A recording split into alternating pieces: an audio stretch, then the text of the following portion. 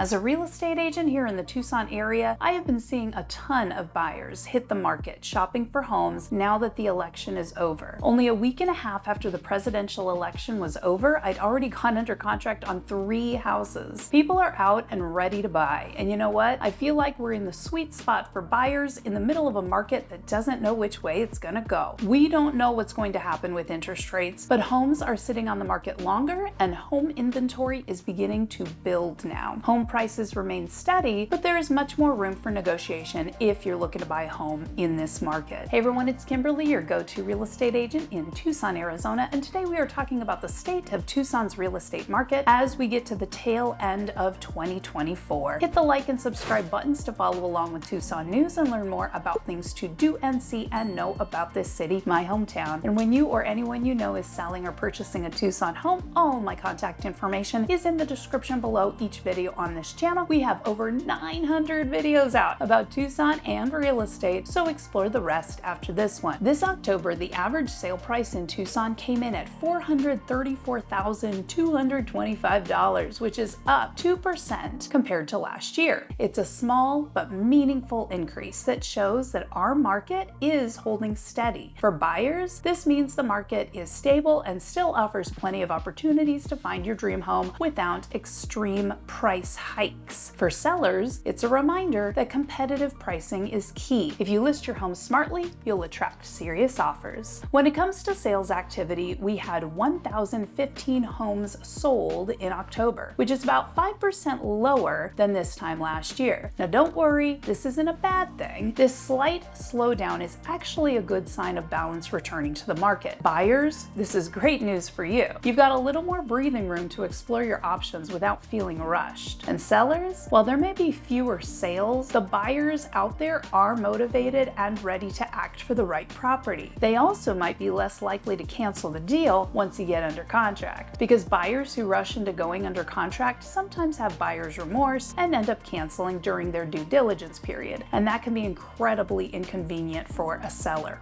Let's shift gears to inventory. We currently have a significant amount of more homes for sale right now than we did even 1 year ago. But right now, the Tucson area has a 4.28 month supply of homes available, which means that we have over 4 months of supply of homes to keep up with the current demand coming from buyers. That's actually a pretty high supply of homes. And it's funny because I hear from buyers all the time that we don't have enough inventory, but that's not actually an accurate statement because our inventory is quite high, but in my opinion, the prices have just gone up so significantly in the past few years that the homes that we do have for sale are out of the price range of many prospective buyers. But the nice thing about this high inventory is that buyers do have overall more options and less urgency. You can take your time and find the right home. I always encourage buyers to even look at homes a little over their preferred price range, especially if those homes have been on the market for a long time or are vacant, because the seller might have some wiggle room with the price. For sellers, the higher inventory means you'll need to make sure your home stands out, and that's where I can help. When you call me to discuss listing your home for sale, we talk about staging options, marketing options, and of course, strategic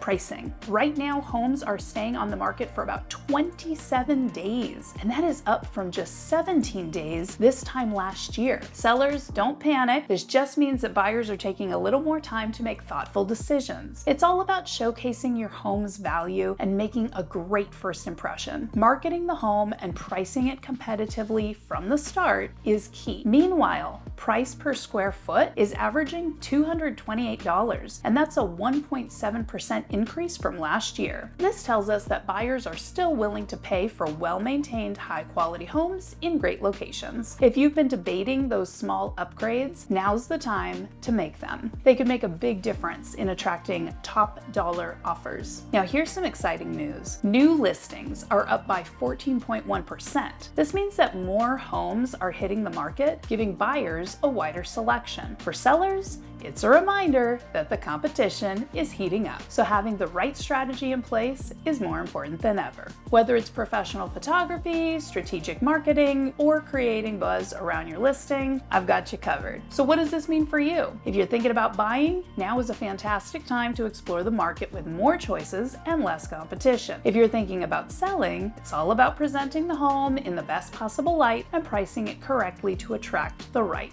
buyers. What about those scary interest rates right now? If you've watched some of my other videos, you know that the year I was born, interest rates are about 14%. So the fact that they're hanging out right around 6.5% isn't really that bad historically in the whole scheme of things. The problem is that the skyrocketing home prices combined with these current interest rates, which is about twice as high as they were just a few years ago, is making prices less affordable. Buyers who would have felt comfortable spending $500,000 on a home back when rates were 3% are now pushed into a lower price point. That's why a lot of my buyers are turning to new construction, where the preferred lenders for the builders will often help buy down the interest rate if you use them. I do a lot of new construction and I have connections with communities and sales reps at different sites all over the city, so reach out to me if you're interested in new construction and I'll walk you through the pros and cons of new builds. But if you would prefer resale, you may still be in luck.